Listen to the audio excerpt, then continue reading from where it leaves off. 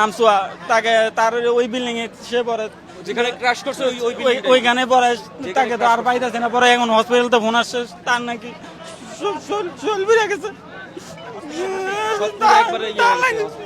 হসপিটালে নেওয়া হয়েছে আর কি।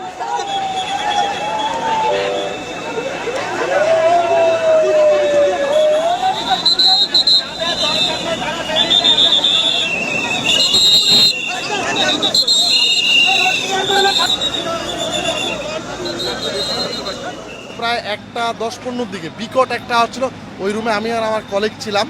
তো বিকট একটা আওয়াজ হলো। তো আওয়াজ হওয়ার পর আমরা দেখলাম যে আসলে কী ঘটনা বুঝে উঠতে পারি নাই, একদম হতবাক হয়েছে আসলে বোমা মারলো না কে কী করলো। যখন আমি ওখানে তাকালাম তখন দাউ দাউ করে আগুন জ্বললো এবং ওই ফ্লোরে আমাদের স্টুডেন্টের ক্লাস চলছিল সেকেন্ড ইয়ারে, সবাইকে বললাম তোমরা সিঁড়ি দিয়ে নামো, কারণ ওই সময় আমরা তখনও বুঝে উঠতে পারি না আসলে কী হয়েছে। তো সিঁড়ি দিয়ে আমি সবাইকে নামিয়ে, আমরা টিচাররা সব ছিলাম, তো যে আমরা যখন সিঁড়ি দিয়ে নামতেছিলাম তখন বুঝতেছিলাম যে বিমান বা কিছু একটা ক্রাশ করছে বা আগুন ধরছে। তখন আমরা ওখানে যে সবাইকে বলি যে আমাকে সাহায্য লাগতে পারে। তো আমরা যতক্ষণ পর্যন্ত যেতে পারছি আর কি, আমাদের ছাত্ররা, আমাদের কলেজের টিচার শিক্ষক যা ছিল বের করে আনার চেষ্টা করছে ওই সময়। কারণ ওই সময় তো যেখানে আগুনটা লাগে একদম সিঁড়ির গোড়ায়, ওইখানে যাওয়া যাচ্ছিল না, প্রচণ্ড আগুন ছিল।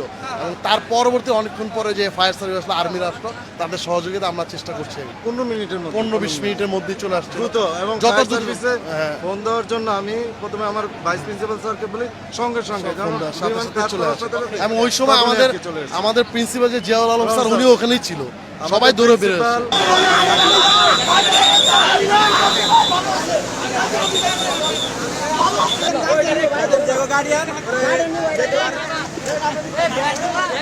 ওইখানে ক্যাম্প করা হয়েছে, ওইখানে নিয়ে যান।